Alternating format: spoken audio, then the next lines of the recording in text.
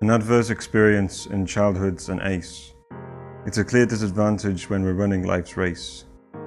Starting at the back, through no fault of our own, our struggles and burdens, do we face them alone?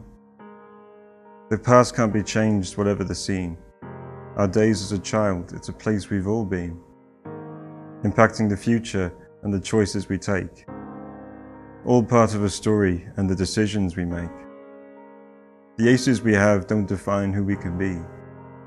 They're not there to hide, but they are there to see.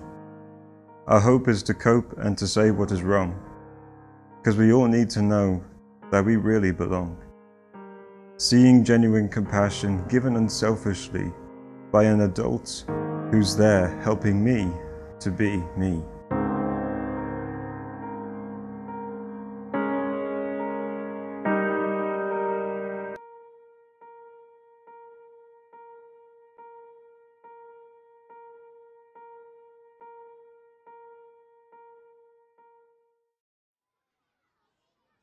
I'm Charlie. I'm 6.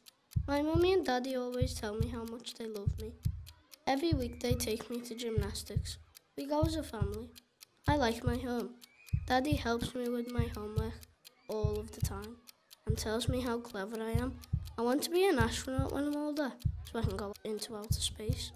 My friend always says she likes my mummy and daddy too. She wishes her would take her to gymnastics too. Why does she say that?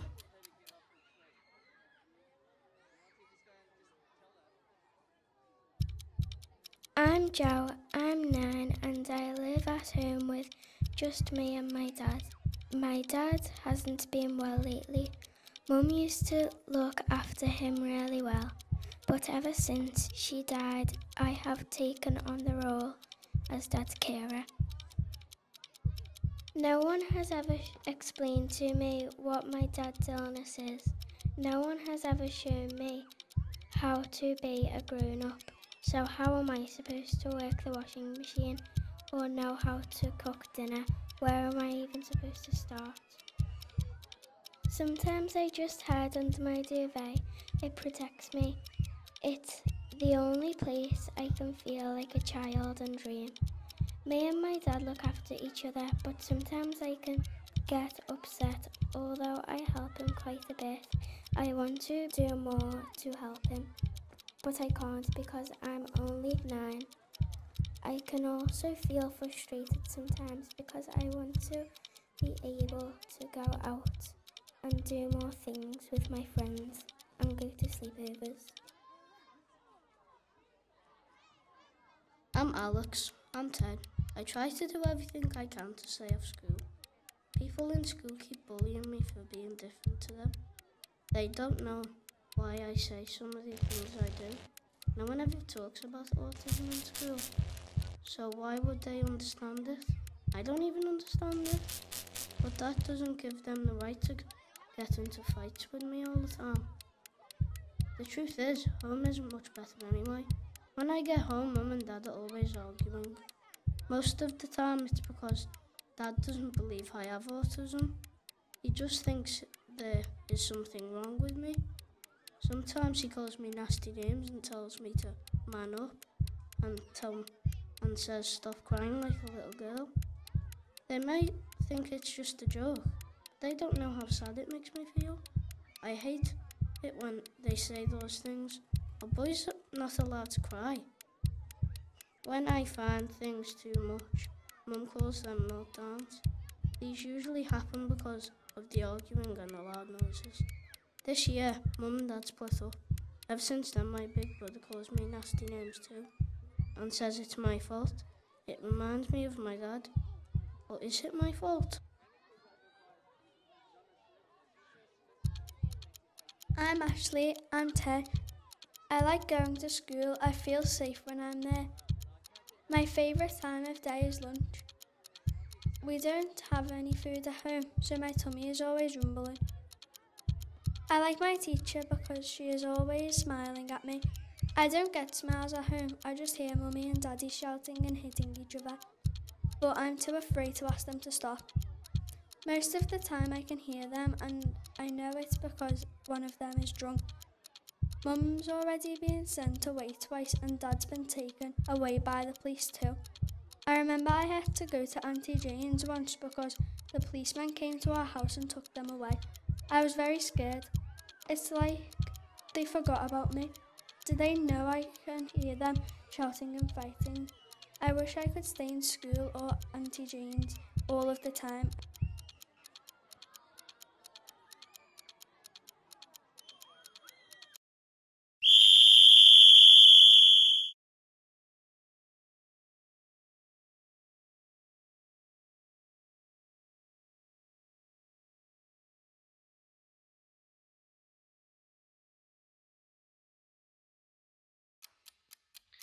I bet you thought I'd have no problems finishing this race. I was doing really well at school. It was just the one ace that knocked me off track. One ace can be the trigger to many. That was certainly the case. Before my mum died, I was at my first year of uni studying mental health nursing. Life was amazing. However, when I got the news I couldn't concentrate. Dad became depressed and I found myself caring for him. Before I knew it, I was isolated from all of my friends. My emotional health and well-being declined rapidly. However, this all changed the day I got support from the organisations that helped us. They listened to me and treated me with respect. I knew they were genuinely interested and cared for me.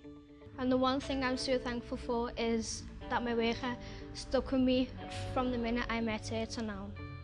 They helped me make the necessary steps to get where I wanted to be. I didn't have to repeat my story over and over again, and she explained to me what a young carer meant. I didn't even know I was one until I met her. We did a young carers assessment. Sounds like school, but it's not, and every young carer has a right to their own assessment if they want one. And then through my own support plan, she found someone who could support my dad, and then she helped me to develop skills so I could care for my dad properly, but she also found out what I was interested in and gave me opportunities to be a child again, to be me. Because of that support, I was eventually able to move out of the family home. I volunteered for the service that helped get my life back on track. And this showed me that they had time for me and cared that I was important. My hope is that other young people have the same experience as I did, and funding is prioritised for mental health services. Now I'm older, I feel like I understand that autism, it's a gift really, and it's a part of me.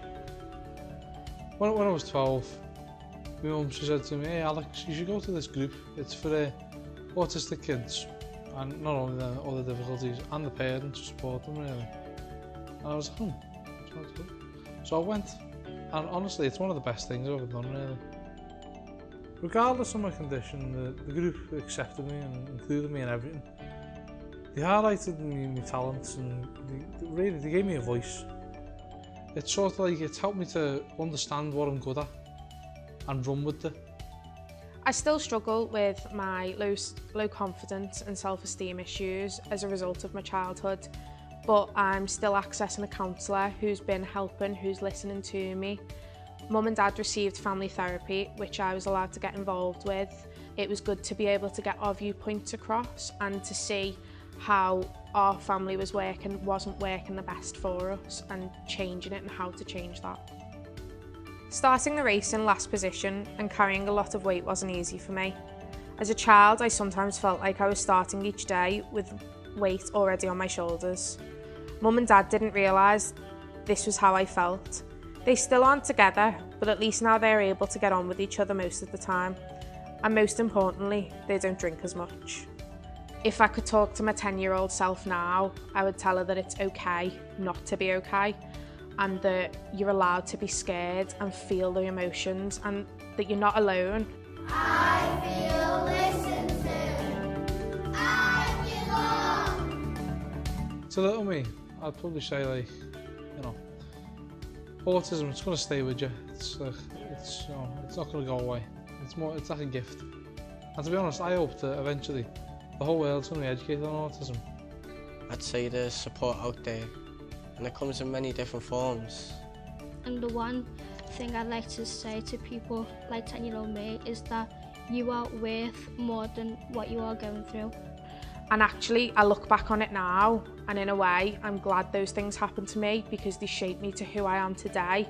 They allowed me to be really passionate about making a change and standing up and sort of saying, this is what needs to be done, and I'm proud of that.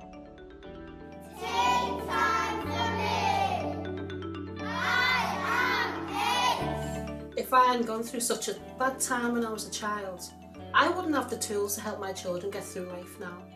And for that, I am so proud of myself. I am so 8.